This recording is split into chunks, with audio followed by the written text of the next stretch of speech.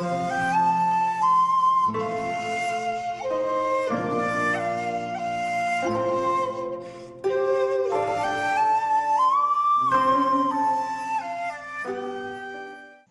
tahun 660 sebelum Masehi, kaisar demi kaisar secara berturut-turut bergantian dari berbagai generasi ke generasi keluarga yang biasa disebut dengan klan.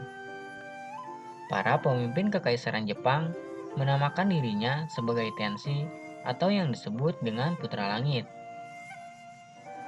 Era kesegunan menjadikan Jepang sangat tertutup dari budaya luar, dikarenakan letak geografis negara kepulauan Jepang yang terpisah dari daratan utama Asia. Jepang bukan hanya terisolasi di benuanya sendiri yaitu Asia, melainkan juga terhalang oleh lautan luas di bagian timur yaitu Samudra Pasifik. Masyarakat Jepang dilarang untuk pergi dari wilayahnya, sesuai dengan maklumat resmi yang dikeluarkan oleh pemerintah Jepang pada tahun 1636.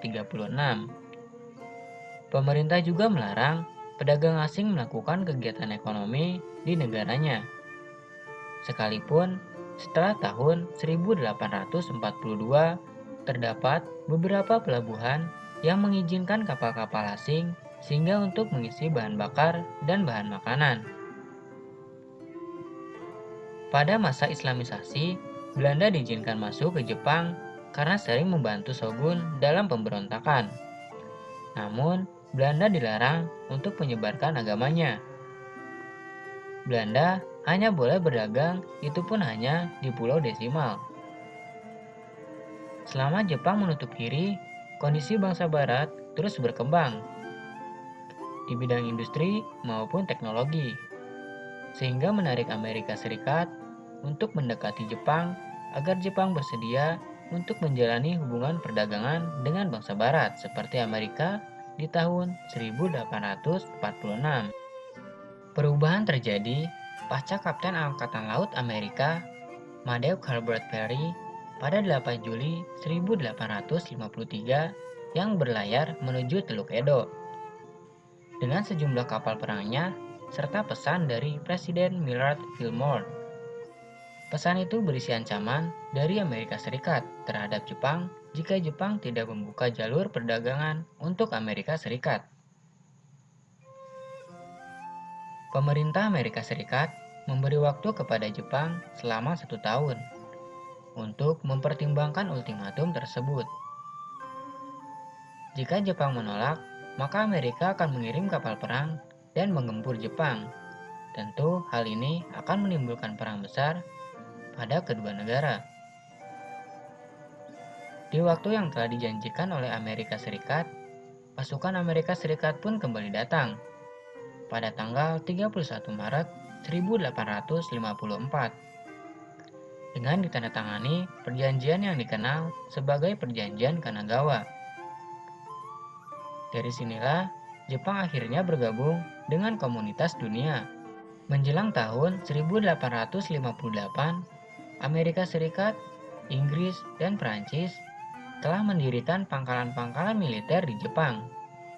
Tetapi, keadaan itu menimbulkan keresahan di tengah masyarakat Jepang.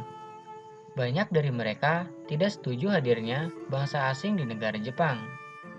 Pada akhirnya, tanggal 6 April 1868, Kaisar Matsuhito, pemimpin muda yang dikenal sebagai Meiji, membuat peraturan yang melarang aktivitas anti-asing di seluruh wilayah Jepang. Bukan hanya itu, ia pun menginisiasikan program memodernisasikan negara Jepang. Salah satunya mengimpor mesin dari negara-negara di Eropa. Sebenarnya, teknologi Jepang di segala bidang sudah cukup maju untuk ukuran negara yang pernah menutup diri dari kebudayaan Barat. Saat Kapten Perry tiba pertama kali di Teluk Edo pada tahun 1853, teknologi di Jepang sudah setara dengan di Eropa di tahun 1550-an.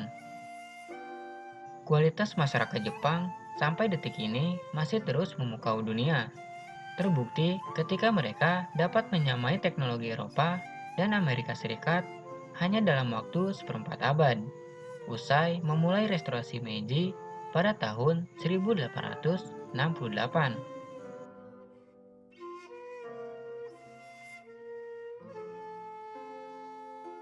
Jika channel ini bermanfaat, kalian bisa dukung kami dengan cara klik tombol subscribe agar kami bisa terus memberikan konten tentang sejarah.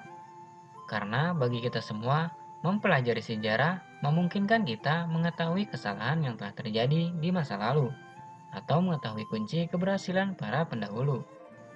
Terus belajar tentang sejarah karena sejarah itu penting.